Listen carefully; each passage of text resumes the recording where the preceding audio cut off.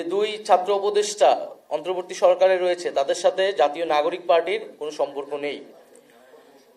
তারা গণ অভ্যুত্থানের প্রেক্ষিতে গণ অভ্যুত্থানের প্রতিনিধি হিসেবেই সেই সময় সরকারে গিয়েছিলেন, আমিও তাদের মধ্যে সেই সময় একজন ছিলাম।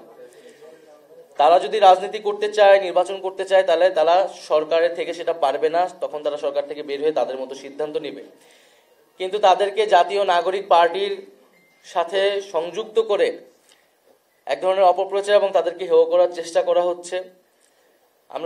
আমরা বলবো যে এটি খুবই উদ্দেশ্যমূলক।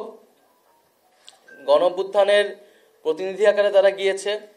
আমাদের শহীদ পরিবার এবং আহতদের পুনর্বাসন, বিচার, সংস্কার, এই গণ অভ্যুত্থানের আকাঙ্ক্ষাগুলো তদারকি করার জন্যই তারা গিয়েছিল। ফলে এটা তাদের সিদ্ধান্ত, তারা সরকারের থেকে কখন বের হবে আদৌ হবে কিনা।